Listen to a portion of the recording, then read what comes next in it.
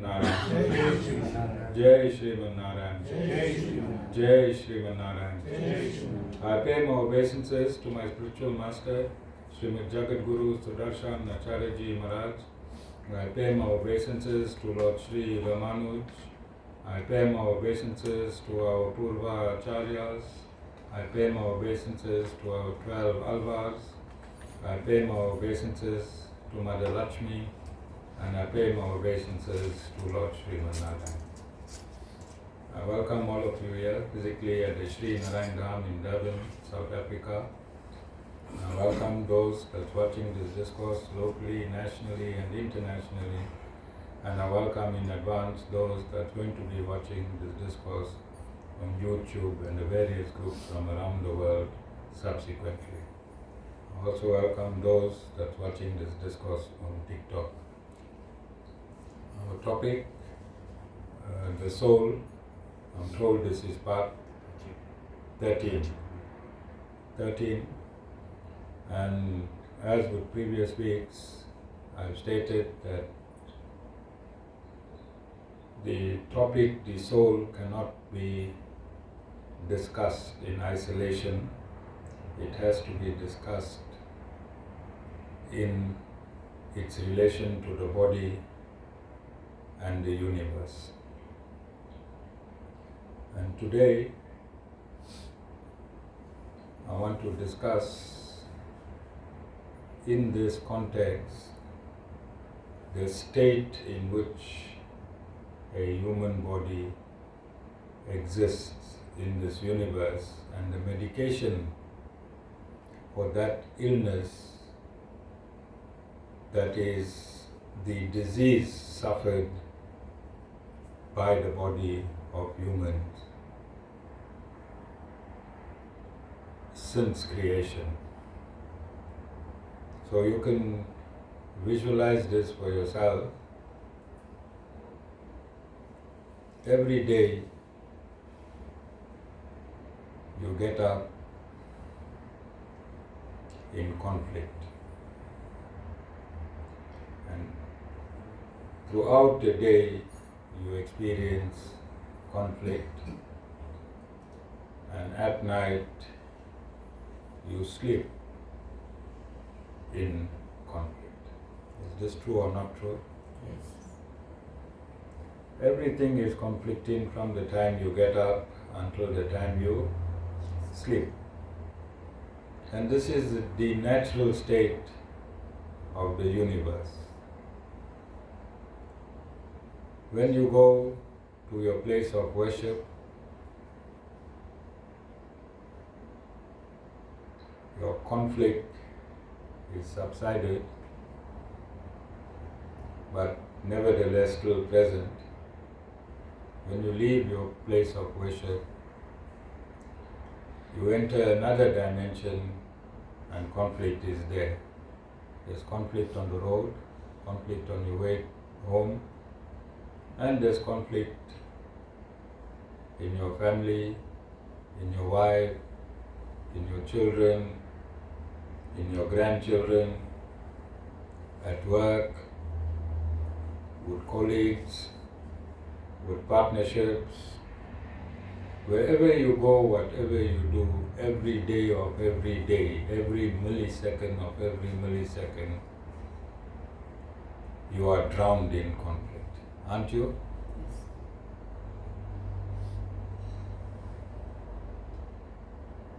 So there has to be a system, because this conflict and your experience through this conflict in this universe, there is a creator. This is the universe that we are residing in, is one of millions and millions of universes that are like suspended footballs in space. This is just one of them. And this universe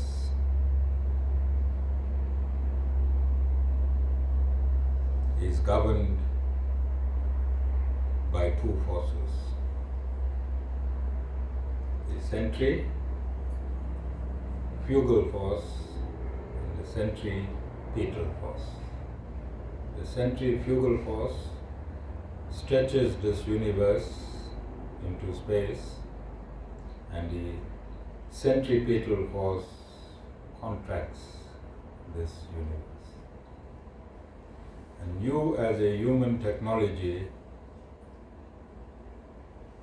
the universe is shaped in the same shape of a human being, and you, as a human technology, your job is to fit in like a key into this universe. So as a human being, you are also affected by the centrifugal force and the centripetal force. As a human, you have senses, 5 senses. You have a mind, you have intellect, you have ego. And as a human, through these senses, you experience centrifugal forces. Centrifugal forces are forces outside your body. Anyone has experience of experiencing centrifugal forces outside the body? Satisfied? Yes. When you met Jessica, your eyes told you that force you have to marry. Was that not an outward force, a centrifugal force? So, and then your inward force, the heart, told you you made the right decision. But that is up to you, only you know. Okay? So the centripetal force, which is your heart, told you you are in love. Satish Bhai is reflecting, he is not listening to the discourse anymore. He is going back 50 years in time. So these two forces got you married, Satish Bhai. The centrifugal force. Asmika, I'll come to you later in a discourse if I have time. He's looking at me with a pang of jealousy, you know. Why only Satish Bhai and Jessica? So these two forces are occurring at every millisecond of everyone's life as a human being and as a universe all the time. The universe exhibits the centrifugal force and the centripetal force, and the human, which is supposed to be a key to fit in this universe, also experiences the same force. So later in the discourse, I'm going to show you how the universe is created in the image of a human being. Much later, I do not have time to fit in that part of the discourse today. So I started this discourse by stating that every millisecond there is conflict in the human as well as the universe. So when the universe is created, the first part of material creation is the ego.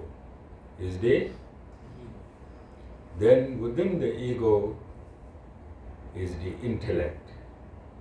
Within the intellect is the cosmic mind. So the cosmic ego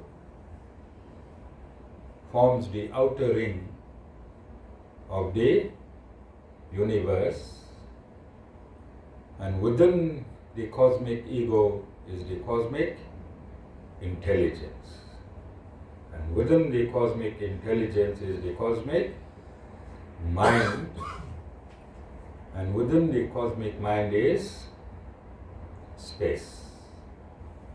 Within space is air, within air is fire or light or heat, and within heat is water. All this in its seed form or subtle form, seed form or subtle form, and within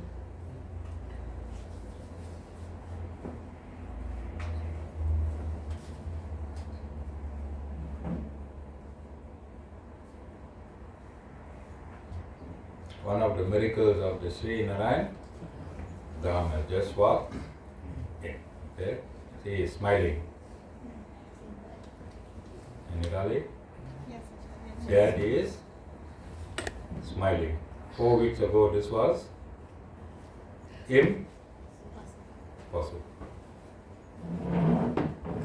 This is the power of this institution. This institution has to be a laboratory for spirituality. A laboratory for spirituality, because spirituality is an exact science. It is an exact science where 1 + 1 = 2. No happy clapping, Nirali. No happy clapping. This is an exact science. 1 + 1 must equal to 2. That is all. Not 2.5, 2.25, nothing. Just straight, solid 2. So going back to the discourse, I said that we are in a total state of conflict, Nirali, and I'm not meaning you fighting with everybody, right? This is a general consensus of the universe. This is how the universe is constituted. Is the universe not in constant state of conflict? You got wind, you got hurricanes, you got earthquakes, you got tornadoes. Nothing is serene and tranquil in this universe. Perpetually. You might find, I think the most stable place on this earth currently is, and they didn't pay me to say it, Mauritius. Sri Narayan Dham is not getting any money for advertising. Alright? It's a Sattvic island. It is a Sattvic island in a mode of goodness. And if you stay there, Nirali, you won't find any snakes. No snakes, not even in the family. No spiders. No? No snakes. No spiders. None of these poisonous insects. Did you know that? In Mauritius, no snakes. Yet, you know snakes can travel from the shore of the sea. So they have plant repellents. Plant repellents which repels the snake from entering the entire island. So even there's conflict because the island is so small, it's a paradise, it's so small, and you have to work. You have to work. And there is a disciple of mine that lives in that island, on that island. And the minute he met me in the hotel, he cried and cried and cried because that is the soul meeting his Guru. And he refused to say anything. He came with his girlfriend and he refused to say anything. And in the stay, he only asked me for one he put in one request. He was charged for drunken driving. He was charged for drunken driving, and he also was to start a job on the same day that his case, he was appearing for the case, and that was an international job. He got a job on a ship. Jessica, you all had quite a few rides on this ship. What's it called? MSC. MSC. Okay, they not paid me anything. So he got a job on the MSC. So what do you think his driving offense was, Abhay? Only my disciples can do something like that, because I'm a unique guru. He got caught for driving under the speed limit. Caught for driving under the speed limit. He was drunk and he was careful, but because he was driving so slow, the police stopped him and found out that he was drunk.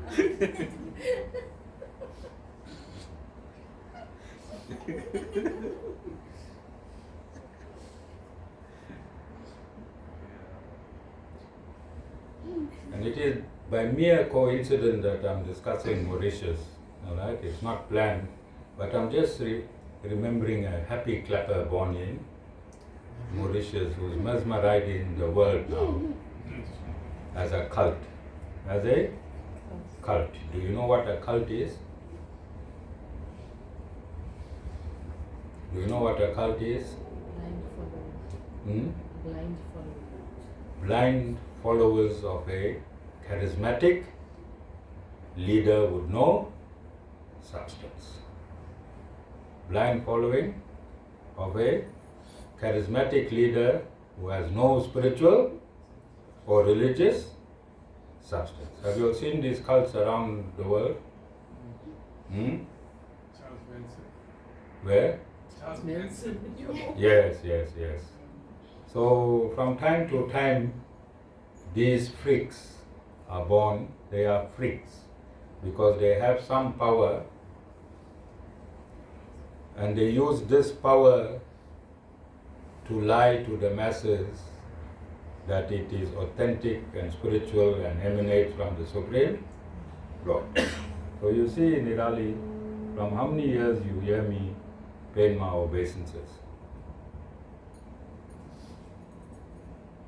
From the time I started my very first discourse, I always pay my obeisances. I start from my Guru, I go to Lord Ramanuj, and I go to the Purva Acharyas, and I go to the 12 Alvars, and I go to Mother Lakshmi, and I go to Lord Srimad.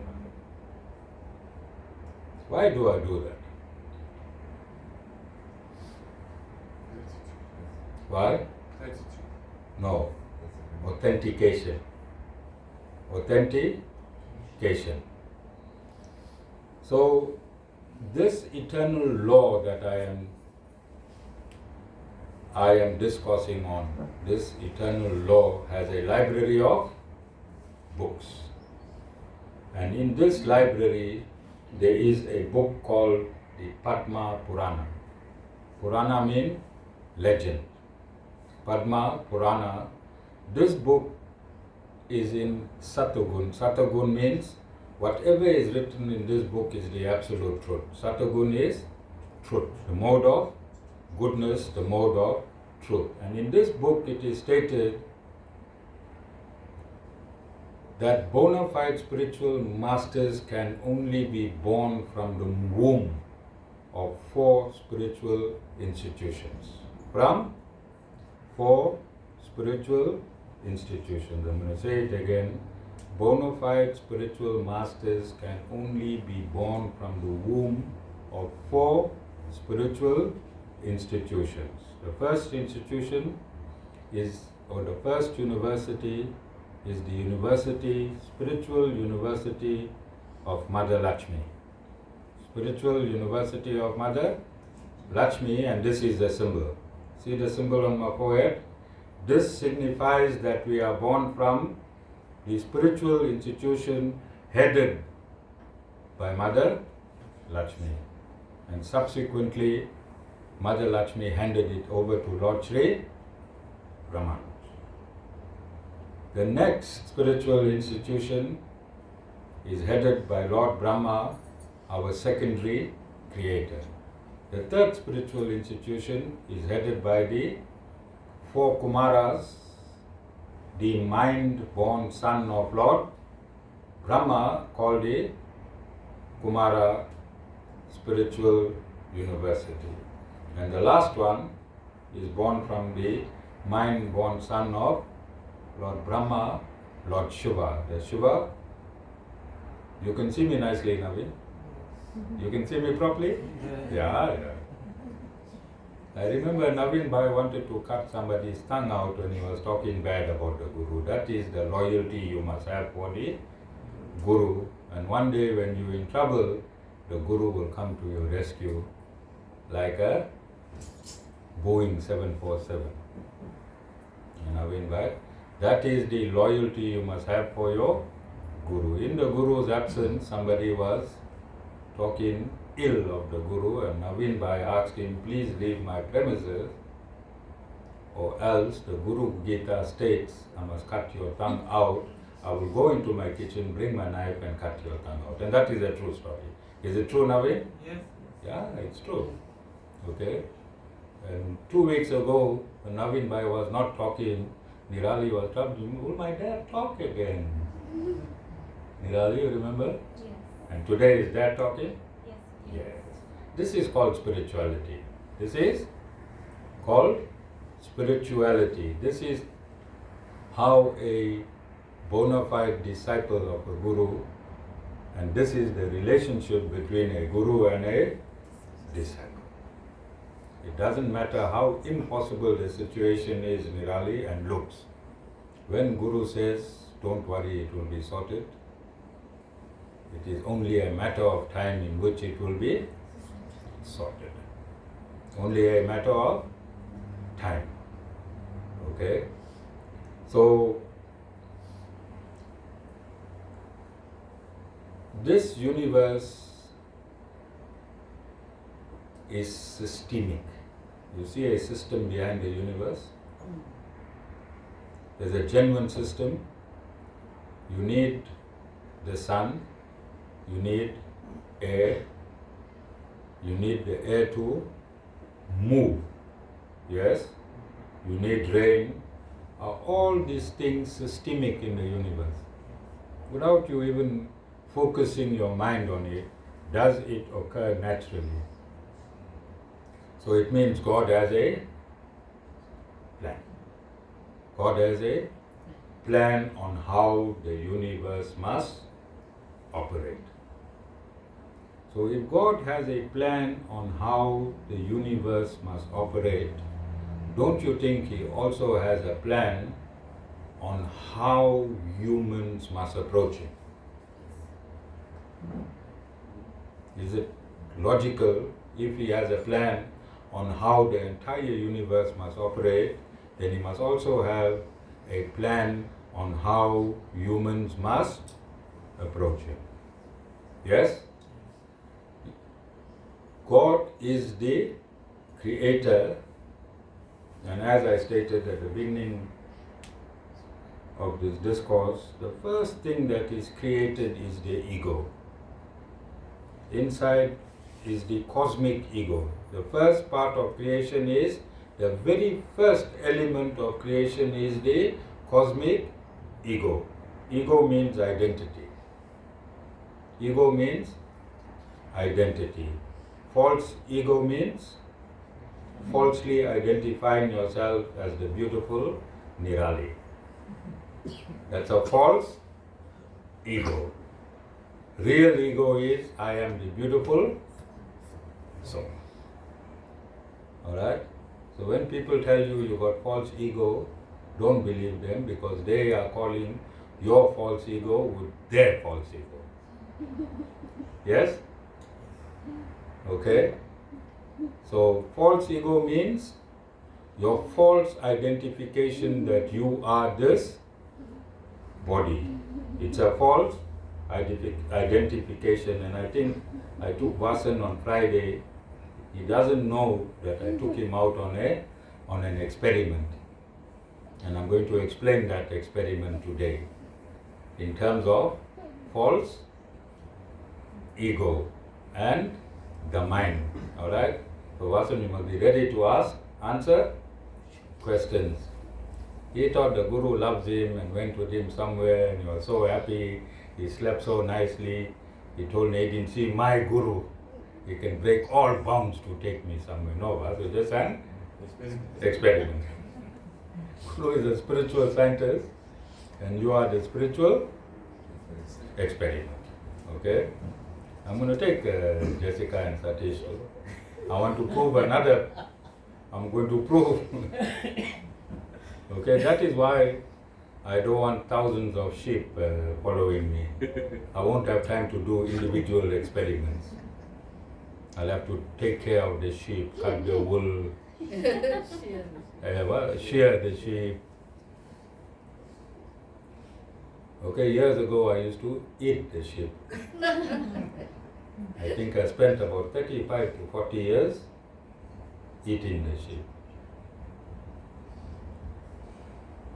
So, the first layer of creation is the ego, is the identification of the universe. Ego means identity. Then beneath that is the mind. And beneath the mind is, beneath that is the intellect, and beneath the intellect is the mind. Beneath the mind is space, beneath space is sound, beneath sound is heat, beneath heat is water, and beneath water is this planet Earth, which is a combination of everything. If you take the cosmic mind, the cosmic ego, the cosmic intellect, and the 5 elements and combine them, you'll get this Earth. And we are part of this combination of this 8 elements of material nature. And so I want to show you, and I want to teach you about the mind, because we're talking about conflict. There's perpetual conflict in the universal mind. The individual mind is an atom of the universal mind. The individual intellect is an atom of the universal intellect. And the individual ego is an atom of the universal ego. You understand it? So, your mind is connected to the universal mind. And your mind is a flow of thoughts. Your mind is a flow of thoughts. Stop your thoughts, you stop your mind. You don't kill your mind, you stop your mind. Flow of the mind is the flow of thoughts. So when you come to a religious or a spiritual place, there is a temporary stoppage of we imprison your mind. We imprison your mind away. When you first came here, I should imprison your mind. You couldn't think of your whiskey, of your what cups? Polystyrene cups, and your chicken. However, and for those of you that do not know, one day I caught a chickster, a drumstick in his stomach while he was seated here. In a Sunday satsang, right? So I was behind Aviv, Guru was there.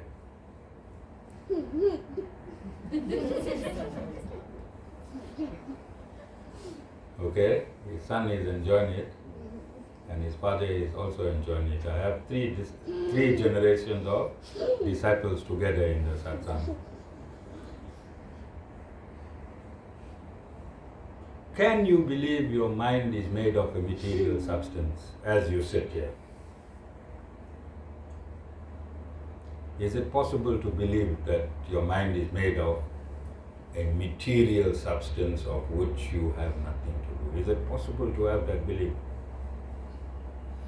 Think about what I'm saying. Can you believe you can exist without your mind? Can you believe that the mind is not you?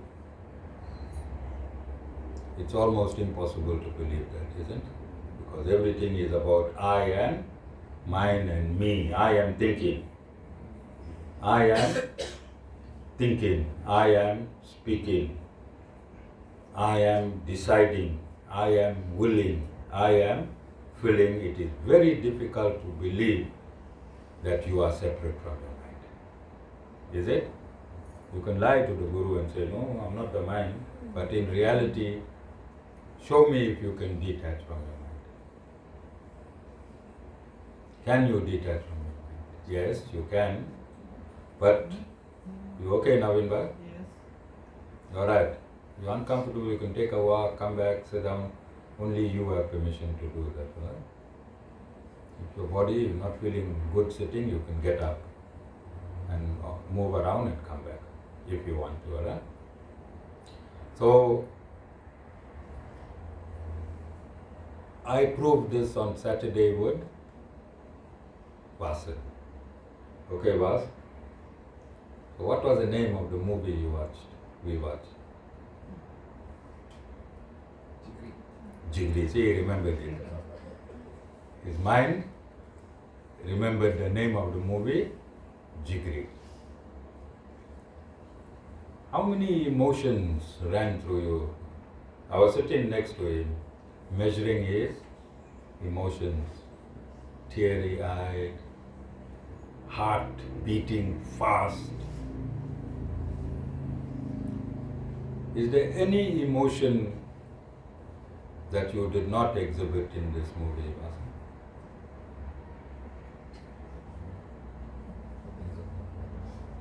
That was absent. Everything was there. Hmm? Everything was there. So for you to exhibit emotion, so one of the qualities of the mind is feelings. The other is willing. The mind wills and the mind feels and the mind remembers.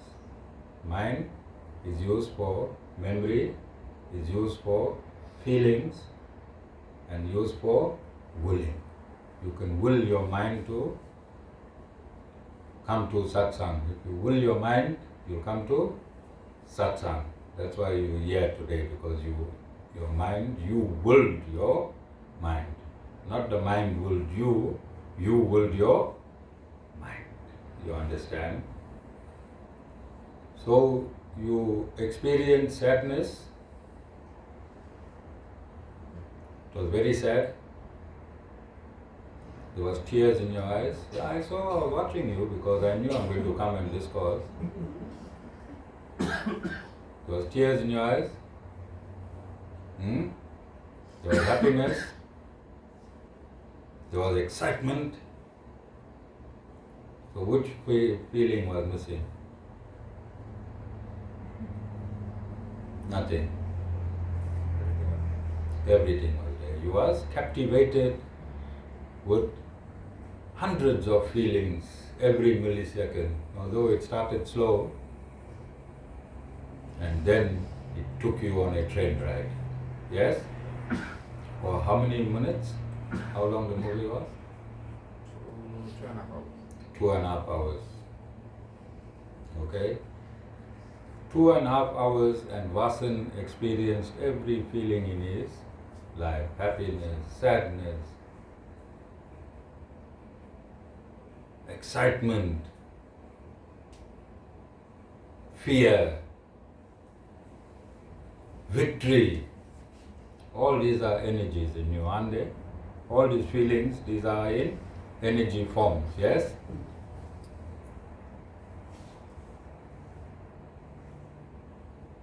What gave Vasan all these feelings?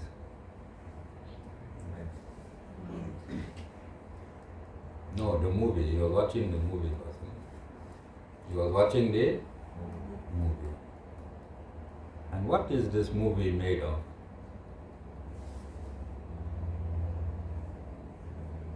A material plastic called Polaroid.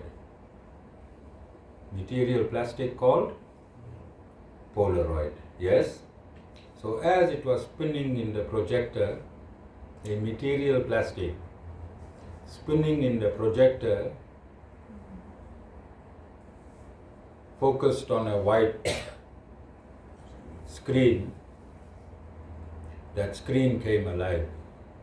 That screen came alive. Both the screen is material and the Polaroid is material. But it invoked every feeling latent in Vasan.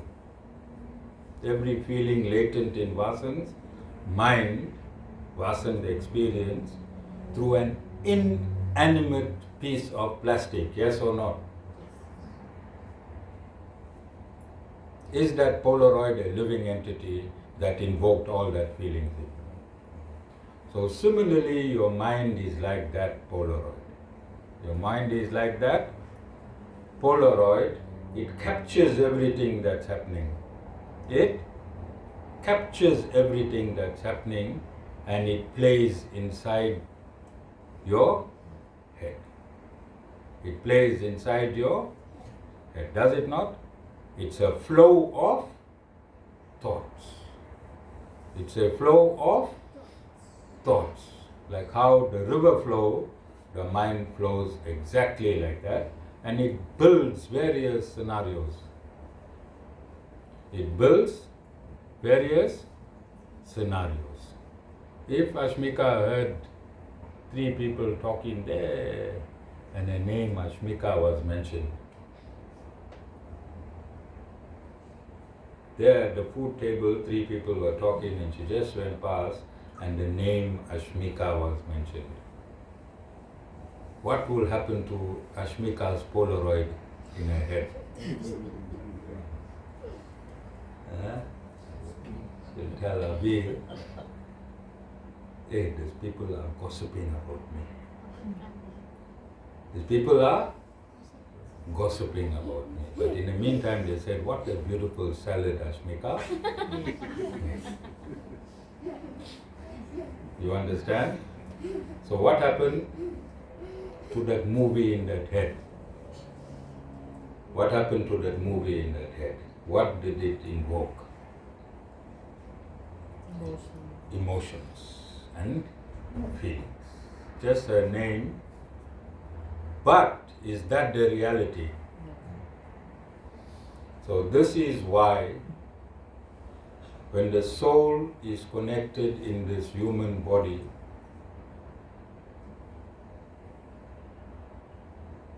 the spiritual masters ask you to subdue the mind. A river in flood, does it obey the banks? What is the job of the river banks? And give direction to the river. Yes? Function of the river bank is to give direction to the river. And your intellect must be like the river banks of your mind. Your mind is like the flow of a river. Mind is like the flow of a river. When the river floods its banks, there is conflict. Yes? Yes. Is there conflict? Yes. Plants are drowned. Organisms that live in the river are spewed out of the river onto the banks. There is destruction, yes? And there is a change in the equilibrium. There is a change in the equilibrium. At the point of flooding, the banks have no capacity to allow the flow of the river and direct the flow of the river. Yes? Similarly, when you agitate your mind to such an extent, then there's no fair reasoning. The job of the intellect is to reason. Job of the intellect is to reason and send a command to the mind. Reason and send a command to the mind. The mind is the chief, is the general of the senses. The mind is the general of all the senses. And the mind's job is to instruct the senses. But currently what is happening? The senses are instructing the mind. When Vasan sees food, all hell break loose. He can leave the satsang and land there because the eyes told him, eat. The mind supposed to control his legs towards the food. But I'll give you a better example. Since I started attacking Vasan's food, he stopped eating, this poor boy. Now we have to force him to eat. Nirali, you remember those days? Yeah, Nirali remembers. Okay. Say you touch a hot plate when it is on.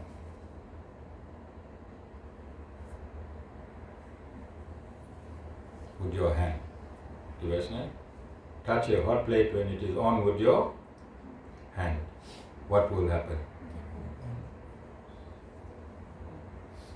An impulse will be sent to your...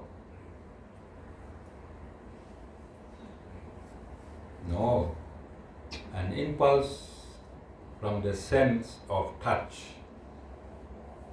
So your skin is the tactile sense of touch. So when your skin touched a hot plate, it will send an impulse to your intellect. Your intellect have knowledge from previous, no cats, Nirali. Your intellect has knowledge from previous interactions with something hot. Yes? So the intellect will send a command to the mind, and the command from the mind will direct the brain. And the brain will send an impulse to your hand, and you will remove your hand instantaneously. See how long it took me to explain to you? Does it take that long to remove your hand from something that's hot? No. So I said that the greatest technology on earth is the human technology. No, the entire human technology is the greatest technology on earth. Look at how many reactions took place from the time you touched that hot iron. How many commands, how many impulses had to run to you, but in a millisecond, you removed your hand from the hot plate. Are you understanding how the human body is construed? What is the function of the mind? What is the function of the intellect? Can you see the importance of having a synthesis with all these functionaries and your body? Can you see the importance? So when you go to a place of worship, does it solve your chaos?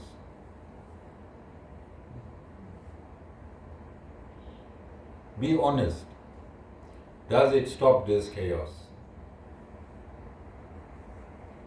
Does it stop the conflict of the mind? Does it stop the flooding of the mind over the intellect?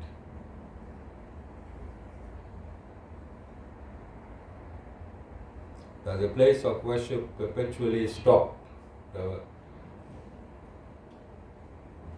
the flooding of your mind? Yes or no? Yes or no? No. No temple on earth, no mosque on earth, no church on earth, and no synagogue on earth has stopped the flooding of the mind perpetually. When I say perpetually, what am I meaning?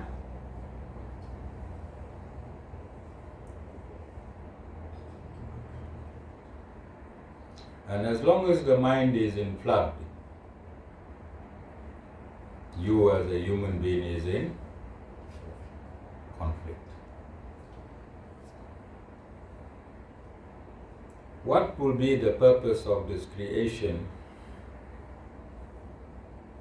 if there is no solution for this perpetual conflict within you and within the universe?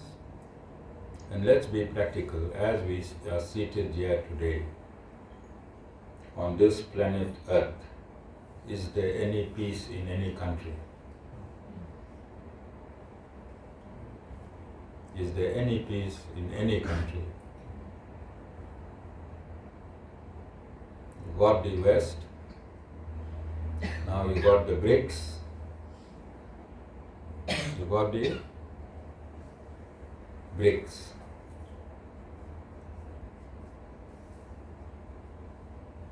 And are they in conflict with the American dollar? Yes. Is there tension? Well, we ordinary humans, we don't care about these things, but these things rule our life on a millisecond per millisecond basis. Do you know that? The dollar controls the oil prices, and that is why our fuel is 1,000%. We're supposed to be paying about 5 rand for a gallon of fuel. Yes? But because these crooks are milking the fuel money, you and I are paying 20 rand per gallon. 15 rand per gallon is gone to the mafia, the petrol mafia. Do you know that? Is that a conflict in our life? Fuel prices, is it a perpetual conflict in our life? Yes. We need to solve it at some stage. Yes? So at this point in time, and I don't want to go into the rest of the planetary system, you don't understand the planet that you are living in. Let's focus on planet Earth. So there's conflict across the globe at this point in time. Yes? Yes. Because there's 3 entities that keep conflict perpetual. There are 3 entities, and I'm saying this with love, but we also have to be realistic. To fuel man's greed, one of the main conflicts in this world is religion, is it not? Yes. If you look around the globe, is there profit, material profit in this conflict for religion? Yes. Yes? The second conflict is war, where arms are manufactured. Is there a lot of money in the manufacture of arms? Yes. Have you all seen these supersonic missiles? You saw they can press a button at one end of the world, and within a few minutes another part of the world can be bombarded. Have you noticed all of this? Is it there? Is it making money? Is it making a lot of money? A handful of people is benefiting from the religious wars. A handful of people is benefiting from the arms and ammunition. And the third conflict is illness. The big pharmaceutical companies in this world are reaping billions and billions by keeping you sick. Mm. If you are diabetic, what's the tablet for diabetes? Metformin. Met. If diabetes could be cured, then what will happen to the metformin or forum or whatever it's called? Insulin. Huh? Insulin. Insulin. So I was diagnosed with diabetes and I threw my tablets outside my window, and I'm still alive because I don't want to contribute to this drug mafias. I don't want to contribute to this drug mafias. Where any pharmaceutical medication produced in creation, when God created this universe, did He create it with a pharmacy? Yes, but not with pharmaceutical companies. See, all your herbs and spices, herbs and spices can cure any illness in you. Herbs and spices can cure any illness in you. Myself, Dana, we drink spice every morning. Naveen, I'll make you a bottle of spice. Not spice gold. Herbal spice. Herbal spice. And we have it every morning. And there's no diabetic illnesses anymore. We feel high and low because of our age. We lose energy, we gain energy. Because whatever is stipulated at creation, only that will work. Only that will work. Like gurus, if there are lineages for gurus at creation, those will be the only bona fide gurus. If there's medication at creation, that will be the only bona fide medication. You understand? So we have with us, we are known through our ego. Our ego means identity. Ego means identity, and the very first casing of the soul when it enters the material universe is this casing of ego called the causal body. Is this casing of ego called the causal body, and in this body is imprinted our destiny.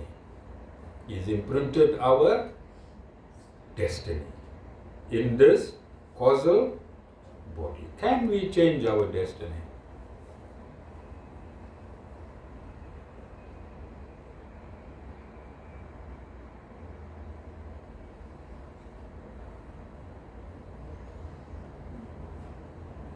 Again, let's look at God.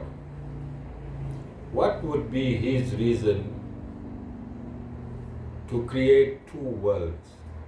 One world, which is called the spiritual world, where everything is perfect, and one world, which is the material world, where everything is imperfect. Why would God create two worlds with opposite results? Is God perfect? Yes. Then His creation have to be perfect with a perfect understanding.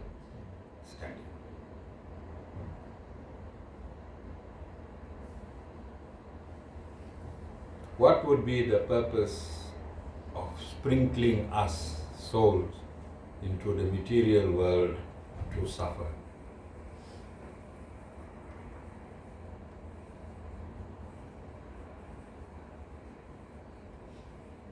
Vasan, you ever made Tibeshni suffer?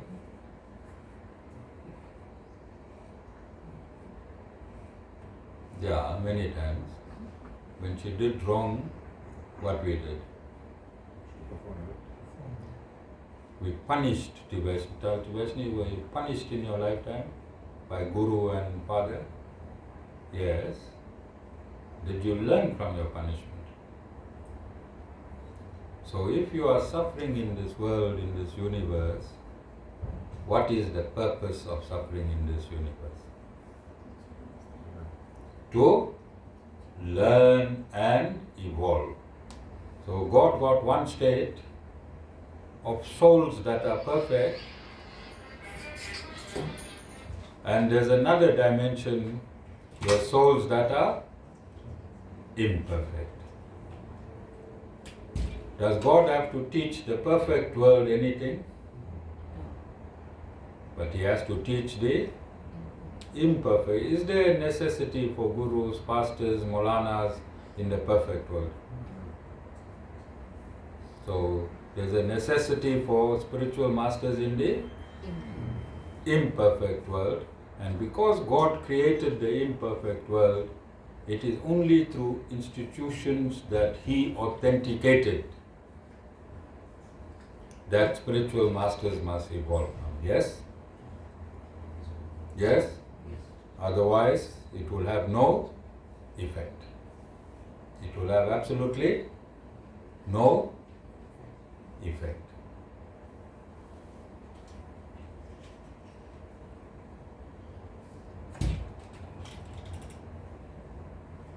So must there be a solution?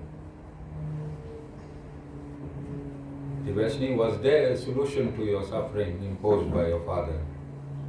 What was the solution?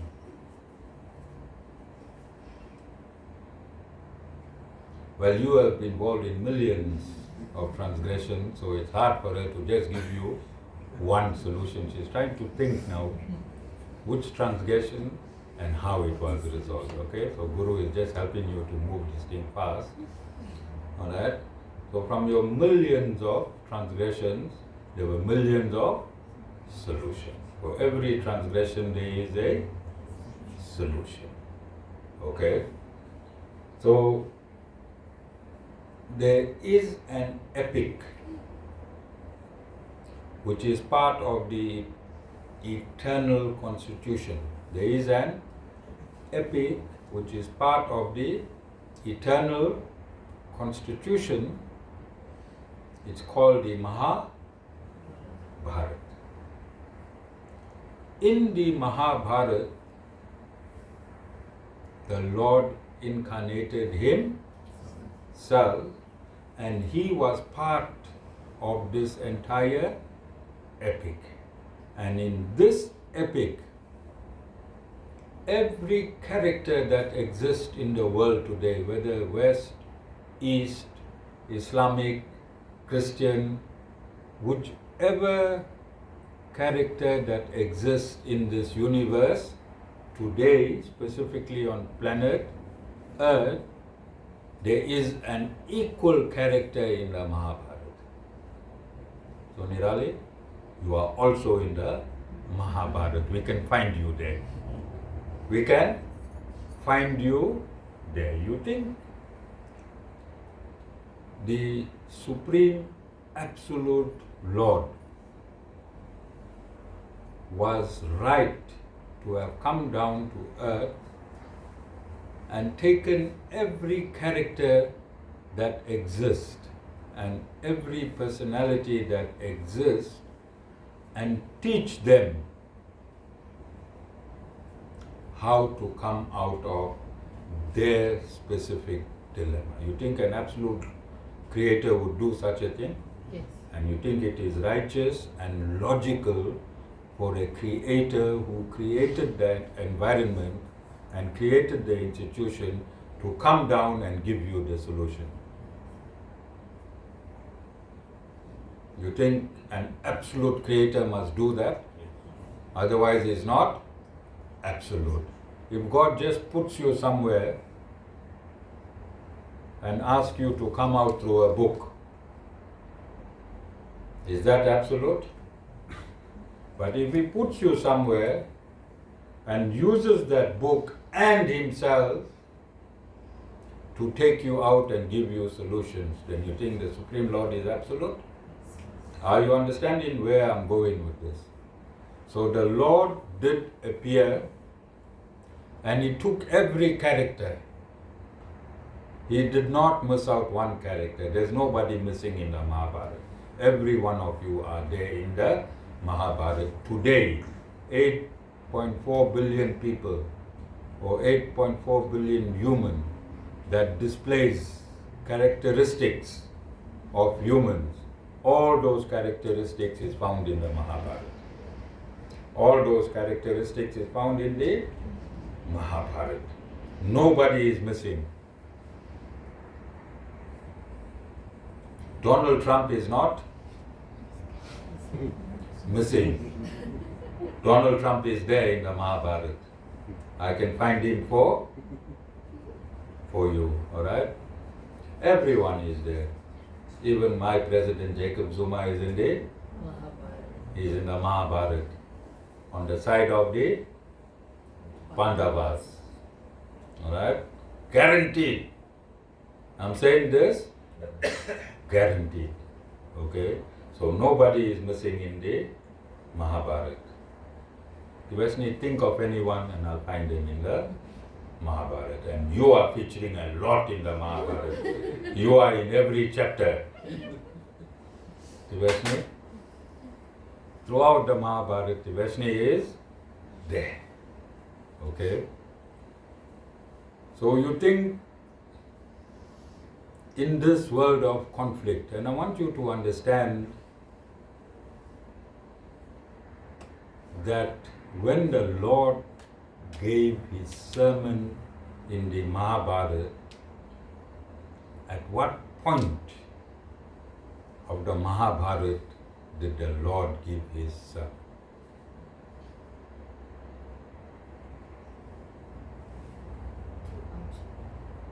No. 1 hour before World War. 1 hour before the World War of Kurukshetra. Remember at Kurukshetra, every continent was there. Kingdoms, kings from every continent around the globe sent their forces to Kurukshetra. It was a war of righteous over unrighteous. So all the kings that were unrighteous, they joined the Kuruvas, and all the kings that were righteous joined Pandavas, and the Lord was neutral. Was He not neutral? He stood in the middle of this conflict. Symbolically,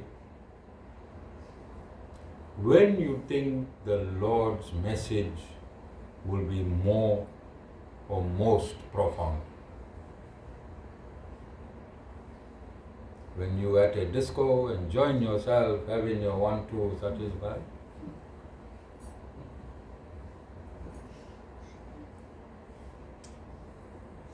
when you're in a church, when you're in a mosque, when you're in a temple, when you're in a synagogue, or when you are right at the climax of your conflict in your life, when would the Lord's message be most appreciated? 1 hour before that conflict. Is it not the fertile time to teach you the resolution and solutions of all the conflicts that you are perpetually in? So the celestial song, which is called the Bhagavad Gita, one would imagine its birth to have been in an ashram or a temple, is it? And if its birth was in an ashram or a temple, it would have been sectarian, it would have not been for all of mankind. It would have not been for all of mankind.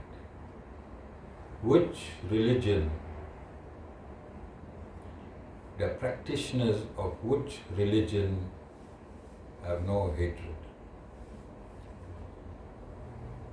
the practitioners of which religion have no jealousy. The practitioners of which religion have no anger. The practitioners of which religion have no greed. Because these conflicts in life is about greed. Is it not about greed? Is it not about anger? Let's look at family law. In your house you have a family law, yes? Then you have a municipal law. Hirali, can you take your dead bin and just throw it anywhere on the road? Municipality has a law. But if your father says throw it anywhere, what will happen? You'll still get charged for littering, won't you? If you tell them, my father Naveen told me to throw it anywhere, it's a family law, will the municipal law supersede the family law? Yeah. Municipal law is greater than your family law, although your father said throw it there because my father was throwing it there. Now there's a law, you can't throw it there. You understand? So municipal law supersedes family law. Right? Then there's international laws and there's national laws. Jessica? If your country transgress international law, will it be reprimanded in terms of legal terms? Yes. So international law supersedes National. national. Then you have religious laws, don't you? So each religion has its own laws. And then you have universal law. You have universal law. Each planet have their own laws, but the universe has laws which supersedes all other laws. And the summary of all transcendental knowledge, the summary of all transcendental knowledge is the celestial song which we call the Bhagavad Gita, which transcends all other laws. Which transcends all other laws. So, if your religion say don't steal, and you steal, you'll be punished by your religious law, and superseding the religious law, you'll be punished by the universal law. You'll be punished by the universal law. So your religion say don't steal. You steal, you'll be punished religiously. You'll be kicked out of whichever religious system you belong. Then the societal law, criminal law A, Jessica, I don't know if they still call it criminal law A. Huh? No, we had criminal law A, criminal law B, and criminal procedures act.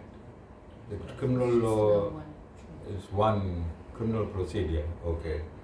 So if you transgress the universal law and you get away from your religious law, say nobody saw you stealing. You know, we had some people should load their bags with food and we acted like we didn't see. Why laughing, right? Well, there were people that should steal the parsal, offered to God. You know? We had that type of people here, right? Now they're happy clapping somewhere.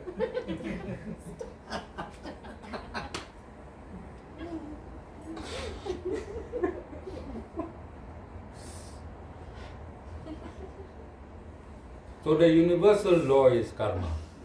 Is karma, what you do unto others will be done to you. You understand?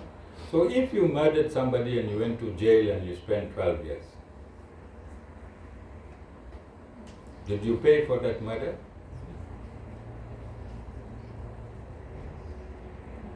Did you pay for it in society?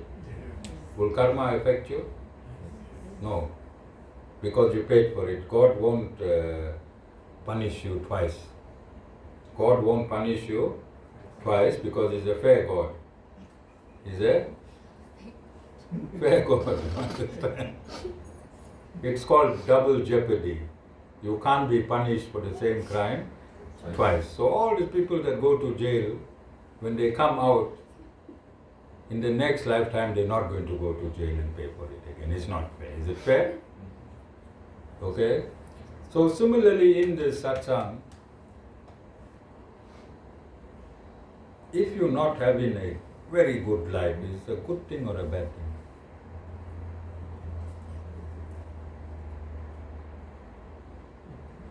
Good thing. Why?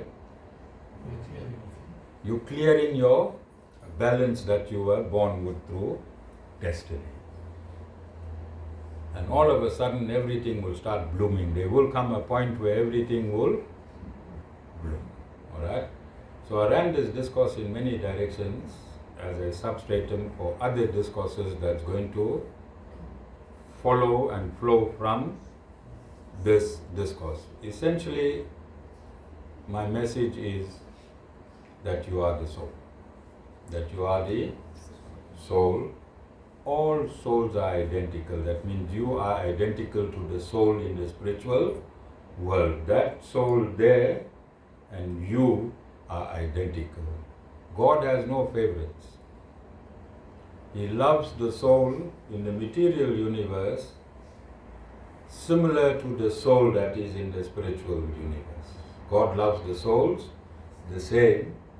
It is up to you to love yourself as much as God loves you. It is up to you to love yourself as much as God loves you. And the job of a bona fide spiritual master, the job of a Satguru, firstly the Satguru must not get his inspiration from some Babaji in some mountain. The Sadguru must not be inspired through accident. There are no accidents in Sanatan Dharma. Everything is properly arranged. There are only 4 spiritual universities in Sanatan Dharma. In South Africa, every education institution has to be registered with Department of Education. Is that a criteria? If you become a teacher and you steal some mathematics from there, some geography from there, some history from there, some dancing and clapping from there, can you form your own institution? Do you have a right to form your own institution? Because the country has set rules and regulations. Then it is preposterous to follow a guru who do not belong to one of the 4 authentic sampradayas. One of the 4 authentic sampradayas. So go and Google. Nirali. Right there, what are the 4 authentic sampradayas in Sanatan Dharma? Go and Google.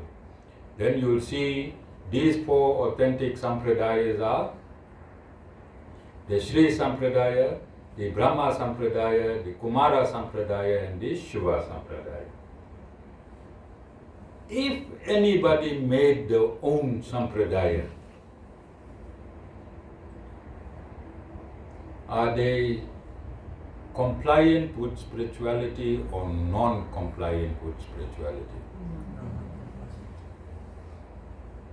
And anyone who's non-compliant with spirituality, in which domain they fall? In the demonic. Like if somebody goes and opens a learning institution in this country without authenticating it with the Department of Education, that entire institution, Nirali, I know yours is registered, yeah, right? Nirali will get worried. Alright? That entire institution is fraudulent. You can have 1 million people registered to it, the entire institution is fraudulent, yes? And what will be the founder of that fraudulent institution be called? Is a Fraudster. criminal. Is a criminal. And in Sanatan Dharma is what we call criminals? Demonic. Demons. In spiritual language, you call a spiritual transgressor a demon. All of you understand? So, you think it's my right, I belong to the Sri Sampradaya. You think it's my right to call out anyone who's faking themselves and using part of my Sri Sampradaya for his or her own benefit. You think it's my right to protect the Sampradaya that I am ordained in. You think it's my right? So every week I'm doing this. You think it's my right to do it as much as possible? All of you? Yes. You think are these fake gurus not the result of continuous conflict in the human mind? Cults, what do cults do? Do cults push you to scripture or they take you away from scripture? Take you away. Otherwise they can't form their cult. So one of Jessica, legal word, modus operandi of these cult leaders, they are charismatic and they get your attention for you to focus on them. To focus on them instead of the scriptures. So whilst you focus in on them, they can brainwash you into false belief systems. Like I always refer you to scripture. Always. Can you see around me? Hundreds of books. In my kutir there's books. Because a bona fide spiritual master must live within the covers of the authorized books. He cannot come out of the authorized books. And I'm going to close this discourse with this verse from Srimad Bhagavatam, Canto 1, Chapter 1. Thus the Lord of the universes maintains all planets inhabited by cosmic administrators, men and lower animals. Assuming the roles of incarnations, he performs pastimes to reclaim those in a mode of pure goodness. I want you to hear this and look at the happy clappers and look at what a bona fide spiritual master is telling you. I'm going to read it again. Thus the Lord of the universes maintains all planets inhabited by cosmic administrators, men and lower animals. Assuming the roles of incarnations, he performed pastimes to reclaim those in a mode of pure goodness. So what is the job of a bona fide spiritual master?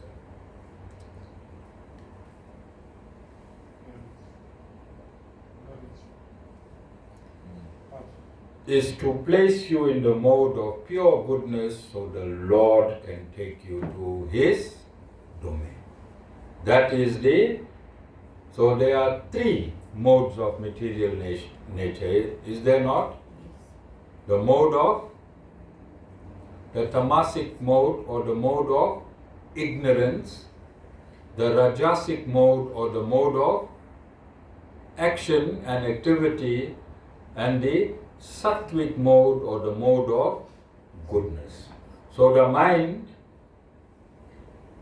the ego, the mind and the intellect is one grouping. It is one grouping. The job of a bona fide spiritual master is to take your mind from the mode of ignorance or the mode of activity and place it in the mode of goodness. That same mind, no change in the mind.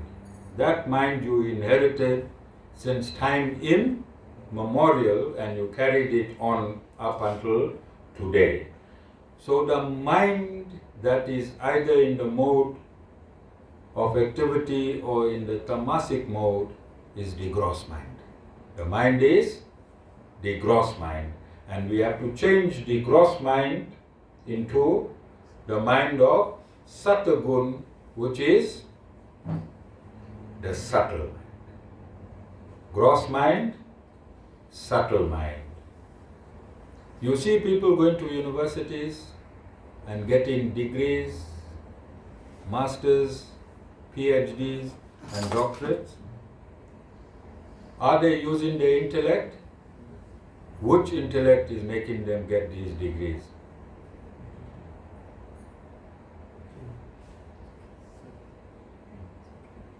The gross intellect. They are very, very intelligent. But if you take the Bhagavad Gita, the Quran, or the Bible, or the Torah, and give the same people with gross intelligence, can they see what we see in these scriptures? Why? Because the gross mind obscures the subtle mind. Gross mind obscures the subtle mind. But if you use your subtle intelligence, then you'll come to realizations. If you use your subtle intelligence, this is why professors are not spiritual masters. You understand? Because they use their gross intellect. Now you need to use your subtle intellect, and your subtle intellect is like the banks of the flowing river. If you continuously direct the flowing river to its destinations, will there ever be a bottleneck and overflowing of the banks? Will there ever be? Which means your intellect must be working all the time and must be instructing the mind, not the senses instructing the mind and the mind overflowing the intellect. We have to change this in us now. So what we have to do? We have to use fair reasoning. We have to use fair reasoning. If you use fair reasoning, your mind stops fluctuating. Yes? If you use fair reasoning, like Ashmika, when she heard her name Ashmika there at the food table, instead of running to her husband, Avi, let's jump in the car and go, they're gossiping about me. That is the mind overflooded, the intellect. She's supposed to go back and say, Mataji, I heard you using my name Ashmika. You needed something from me. And Mataji would have told her, yes, I was congratulating you on that tasty salad you made. That is fair reasoning. Is that not fair reasoning? And in fair reasoning, is there any conflict? Sorry, Ashmika, but this is the way to go now. Won't make sense. Anupika. Are you understanding? Now tell me where rituals, camphor, clove, lime, sacrifices,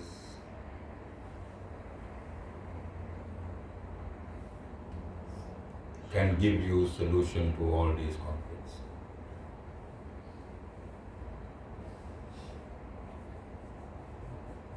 Happy clapping, singing and dancing. You know, when I met Naveen in that hall, not Croft, Naveen, don't go there, they might arrest you for all the stolen fireworks. When I met Naveen there, he humbly told me, Acharya ji, I'm the chairperson of this organization. I've been the chairperson of this organization for the past 20 or 30 years. He said, I just set the chairs. Remember Naveen? Yeah. Right? That's a humility. That is the humility you must have as a human being. It keeps the banks of your mind continuously flowing. So I want you to try this with all your might, and I know there are some Mahabhadra Kalis in my ashram. All of the Kalis I'm talking to you would love. Alright? Every time a thought comes in your head, get a trance and obliterate it. What you must do? No, not just obliterate it. Get a trance first and kill that thought. Get a trance and kill that thought and see how calm and subtle life becomes. Because it is that thought in your head which is at war with your self. Those thoughts that are in your head, Jessica, doesn't affect Satish Bhai. He is there, sitting, his arm folded, he is smiling. Although you're thinking bad things about him, it's only affecting you. It's only affecting, it doesn't affect him. You can think what you want. Satish Bhai is smiling, he is happy, he is content. So if you kill those thoughts in your head, who will become peaceful? You. Satish Bhai can never give you any happiness, Jessica. You have to give yourself happiness. Don't rely on him for your happiness. So if you don't think, you won't think wrong. And this is why it is stated that you must surrender your entire self to the Supreme Lord. You start with the Guru. So when these bad thoughts come, Nirali, like it was coming to you, then you said, no, I left everything at Acharyaji's feet. I know it will be right. Did those thoughts come to you about that? When those thoughts were overpowering you, what you did? Yes. Now I want you to handle every part of your life like that. Whenever you are seeing something crucial or critical, leave it to the Guru. When you leave it to the Guru, what it means? Handing it to God. You see, there are 4 energy leakages in every human being. 3 energy leakages in every human being that the mind is the culprit of. So one of them is the past. When you think of the past, Your mind is using energy that is already stored in your body. Like Jessica said, always. Last week, Satish didn't close the fridge door properly. That is in Jessica's mind. Whole week, even when she's at work, she's thinking, hey, my husband never pushed the fridge door, the milk got bad. You understand? How much of energy Jessica is using? Not using, losing. You are losing this energy which is in you. Because every time you think, don't you burn some energy? So thinking about the past, you only using up energy unnecessarily. Then you also thinking of the future which never arrives. Which? Nirali, have you ever lived in tomorrow? That means tomorrow never arrived. Has anyone here lived in tomorrow? So you're also wasting energy in thinking of tomorrow. And you are excited about the present. Right now there's an excitement about the present. And you are burning up energy from you. So if you don't think of the past, if you don't think of the present, and if you don't think of the future, aren't you storing energy? Aren't you storing energy? Don't you need energy as fuel for your day-to-day living? So take everything, place it at the Guru's feet. And don't think. Don't think. You saw a lion, any sad lion, go Google photographs of lions, go see if any of them are depressed. No lion is depressed. It doesn't think when it will get its next meal. It doesn't think when it will get its next meal. It's happy, it's there, and its meal comes naturally to it. Yes? Similarly, if you adopt that mindset, then all that you want will come naturally through the law of attraction.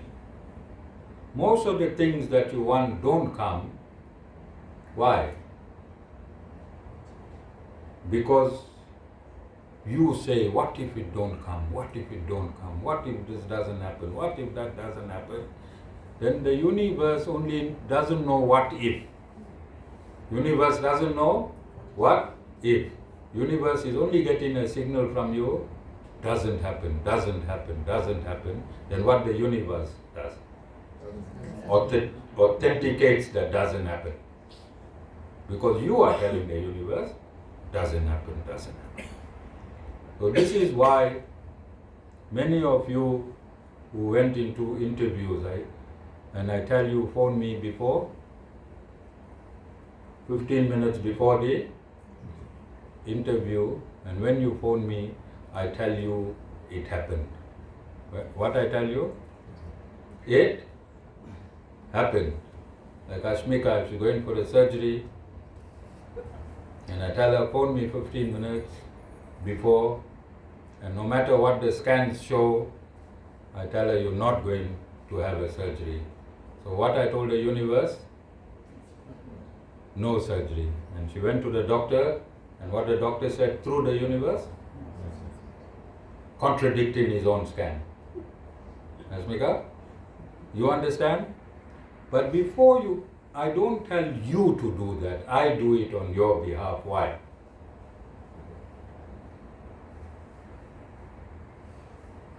Because your mind is not trained yet. Your mind is not trained yet to be 100% positive. 100% positive. You understand? Everything is in this technology. See, this technology contains everything. It contains the Reserve Bank of South Africa. Is inside? Yeah. All the gold is inside? Yeah, all the diamond is inside. Yeah, all the wealth, all the jobs, everything you need is inside this technology. All you have to do is know how to use this technology. This technology is like a radio. Like a radio. You have to have the right frequency to connect to the universe and for the universe to give to you. Do you understand? Clapping and dancing won't get you anywhere. Because after you finish clap, after you finish dance, after you finish do your havan, after you finish throw your havan samagri, the world go back to the same state. Yes? Does it not? But if you stop the flow of the river in your mind and allow the banks of intellect to guide it, will the world change? But when will the world change? When you change. So if you want to live in a compatible, synthesized world, you have to be the change. Change your own mind, change your own understanding, be forgiving, be humble, and everything is going to get attracted to you. You won't know how. That is what's called abundance. Everyone has the same potential to receive the abundance in the world. It's just you don't know how to receive. You know what Guruji should say? He wants to give everyone the latest car. Listen to Guruji's discourses. Guruji says he wants to give everyone the latest car. Problem is you don't know how to receive it. So instead of blaming God, who you must blame, Nirali? Who you must blame, Nirali? Ourselves. We must blame ourselves and we can receive. And I gave you an example, little painful example, but it's through that, and you can see that it works. That is what spirituality is. It must have a positive impact in your life. So conserve these energies, stop thinking. If a thought comes, if you don't know how to deflect it, send it to the Guru. If you don't know, these are just methodologies I'm teaching you. If a bad thought comes, you're thinking something negative, something in the future, and if you don't know how to arrest the thought, send it to your Guru, like what Vasan does. Vasan lives a free life. Vasan, he don't worry. If Vasan got no worry, no sorry, no nothing. Any thought comes in his head, he just send it to the Guru. And don't only send it to the Guru, make sure he come here, he bow down there and he leaves it here. Sometimes he's down. If you come in the ashram, he's down for 15 minutes. He's making sure he leaves it here. He's following the program. That's how it works. He's here every day. And he sends his workers here. Now this became Vas Air / Sri Narayan Dham. Okay? So use your Guru. You must be an opportunist. You must be a spiritual opportunist to overcome your ignorance. Use your Guru and use whatever your Guru has at his disposal for your upliftment. Alright? Are there any questions? Naveen, you must have a rest now. You're on retirement. I don't want to see you in the truck. I won't let the police lock you up. I'll come and lock you up myself. Jai Shriman Narayan.